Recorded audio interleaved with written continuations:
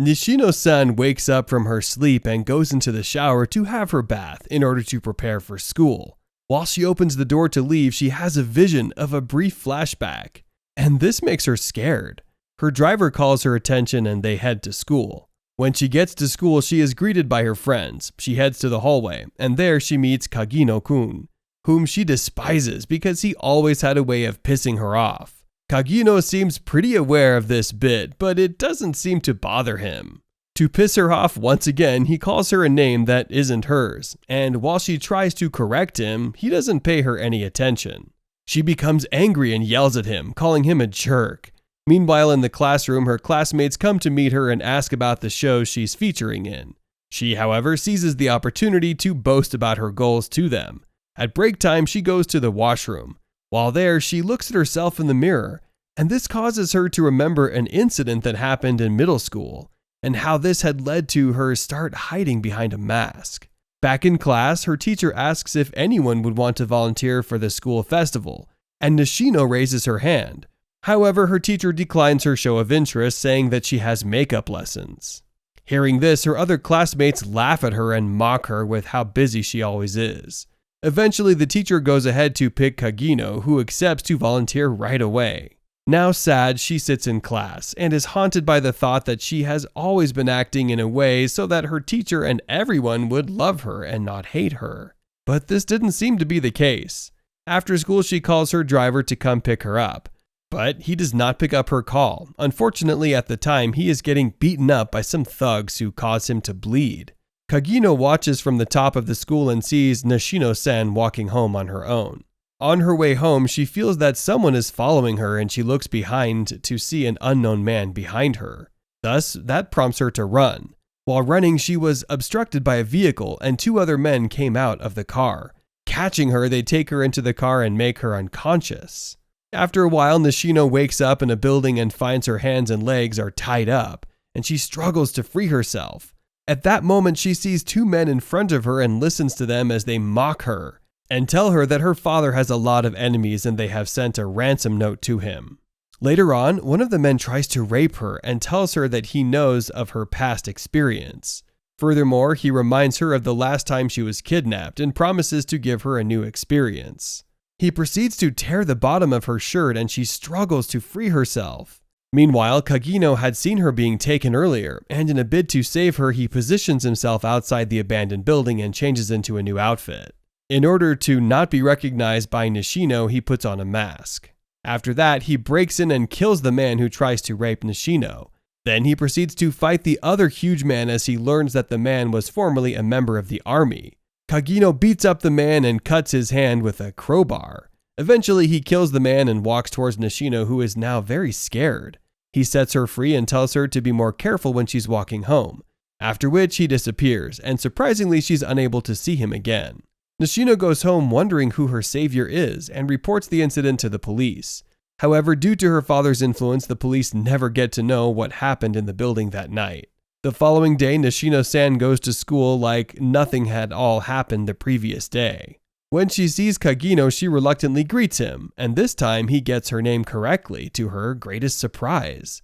She also notices that he is looking directly at her and she becomes bothered. The next day, Kagino is reported to be hit by a truck on the news and is said to have died. Although he wakes up and finds himself in a new environment and in a new world, he realizes that he's also surrounded by an army which he has the power to command and are ready to follow his every instruction. Still trying to figure out what's going on, he jumps off the building and is followed by his army. Then he remembers his past life and sets new goals for himself, calling himself the Eminence in Shadows.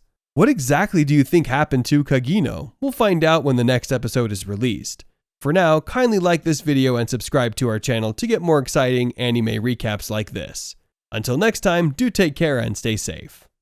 Eileen Lorraine d'Autriche, the last daughter of the Duke, finds herself to be useless in many ways, especially since she is the last and only child. There is no way she can reach her siblings, and she eventually stops trying. She ultimately finds a use for herself when Prince Cedric Jean Elmire asks her to marry him at 8. Being engaged to the prince is a great thing, especially for someone like her, so she decides to work herself out so she will be fit for that position. As a result, she overworks herself and becomes a proud empress, and she loses all friends she could have had for the sole purpose of getting married to the prince. Unfortunately, during one of their city's programs, Cedric announces that he wants to break his engagement with her and publicly announce his relationship with Lilia Renoise, a maid.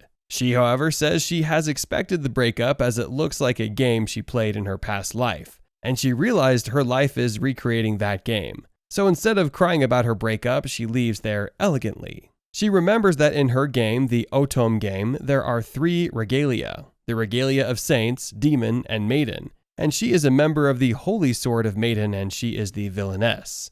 She died in the game when the Demon King reawakened. She realizes that if she wants to survive, she has to ensure the Demon King doesn't awake. She goes to the demon forest, and after arguing with some demons, she finds a gate and the Demon King, Prince Claude Jean Elmire. Claude is the half-brother of Cedric, and he loses his throne when they find out that he's a Demon King at the age of 10, and he's banished to a place in the forest. She tells Claude that she wants to marry him. He's very shocked about this, and he sends her back with a spell that will make her forget the way to the forest. She gets home and she gets an invite to Cedric's marriage ball. In the invite, she finds she must sign a contract to break her former engagement, which will humiliate her again. So she decides to return to Claude and beg him to be her date, but she can't find her way. She picks a forest animal and sedates him so she will force Claude out. She asks him to be her date, and he refuses again. During their negotiation, Claude discovers a Fenrir cub has escaped from its cage.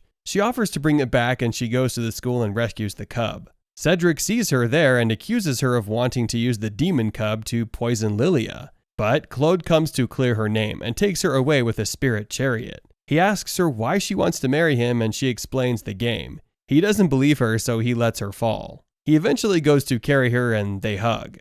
Eileen's father tells her that Cedric has taken all her businesses as a result of the way she drafted their contract. He tells her their family is now at a loss, and she has to repay the debts before the ball. Coincidentally, she meets Jasper, a journalist who owes her a favor. She tells Jasper to help her with some work. She returns to Claude and tells him that she wants to repair the demon castle and bring humans for the repair. Shockingly, Claude accepts her suggestions without much argument. He even tells his human aide, Keith, to find out how much the palace owes them and how they will take the funds so that they can use them to repair the castle. She tells them that she asks Jasper to research the debts, and she also asks Claude if she can use some part of the forest for her croft. Before she leaves, Claude attaches her shadow to the demon gate, thereby allowing her to call any demon. She comes to the demon forest with Jasper and Donnie, Rook, Quartz, and Isaac, who works for Eileen in her pharmaceutical workshop, taken over by Cedric. Claude shows them the leaking part of the castle, and she tells Jasper to work with Keith so they can find out about the embezzlement. She tells her colleagues to research a new medical product that is likely a beauty product that can enhance women's beauty, since she can't invest in the same product she was inventing again. She says she will be the first to use the product to know of its efficacy, and she will confirm if it's good when she succeeds in being more beautiful than Claude for the ball. As the building and production continue at the Demon Palace, Cedric hears about Eileen's good works. Also, Jasper and Keith do their research, and Belzebuth, Claude's demon aide, asks Eileen to teach him manners so he can attend the balls too. When Claude and Eileen watch the workers, Keith and Jasper come to tell them that Eileen is being framed as the person sending threatening letters to Lilia. The sender is using high-quality perfume paper and using Eileen's name, so people think she's the sender. Eileen remembers something like that happening in the game, and she was the one sending in the game, but in this reality, she's being framed. She calls a demon to help her with some palace documents, but Claude fears he won't be able to protect himself. But Eileen says she will fight if humans hurt the demon. Flattered by her kind heart, he asks her to ask for anything, and she asks him to promise to escort her well to the ball, which he promises. Meanwhile, at the palace, Cedric tries to appease his fiancée and insists that Eileen is the sender and he will punish her. This is the 3rd season of the anime The Daily Life of the Immortal King. Wang Ling arrives at a restaurant to eat a bowl of noodles. Suddenly, a demon comes out and interrupts him from eating his meal. He becomes angry and smashes the table. The demon tries to attack him, but he's saved by a helicopter that shoots missiles at the demon. The demon falls to the ground and Wang watches, but he's not happy because he did not get to eat his meal, and he's very hungry. The The next day at school, Lin's friends are complaining about their school being repaired because it was demolished by the demons, and they had not completed their assignments. Unknown to them, Wang uses Froggy's power to put the school back in place. Meanwhile, Lin tells them about her new sister, whom she just found, and the boys begin to congratulate her. Suddenly, a very expensive limousine pulls up in front of their school, and a very long red carpet is rolled out. Sun comes down from the limousine and greets her brothers and sisters. Lin admires her, and shortly after, a helicopter comes down into the school premises. The students become worried that another princess has joined their faction in their school.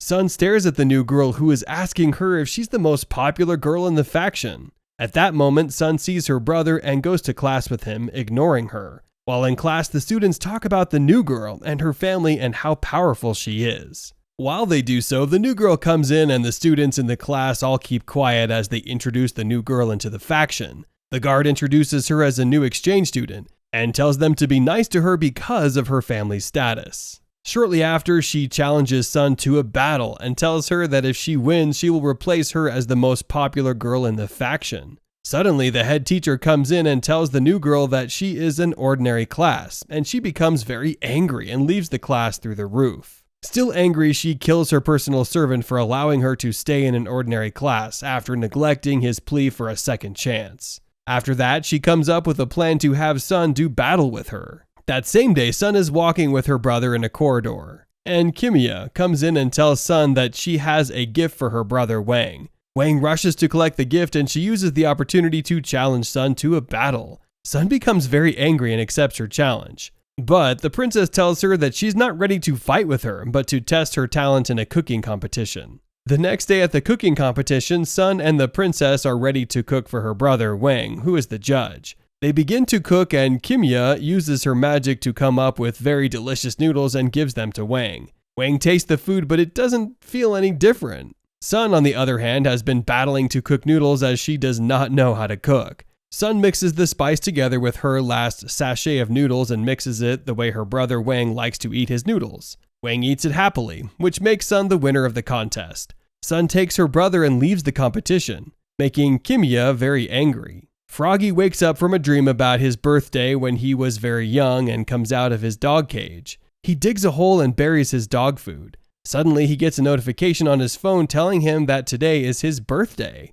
Wang comes in and pours him new food on his plate and tells him that he plans on celebrating Froggy's birthday. In class Elite, a secret birthday campaign was formed for Froggy, and they all volunteered to get items and food for the birthday. Sun informs them that they will need a birthday egg, and Wang tells them that it's a custom for one to have a birthday egg during a birthday celebration. Wang volunteers to get the birthday egg and leaves the class. Suddenly, Froggy comes in and they all hide the plans for his birthday.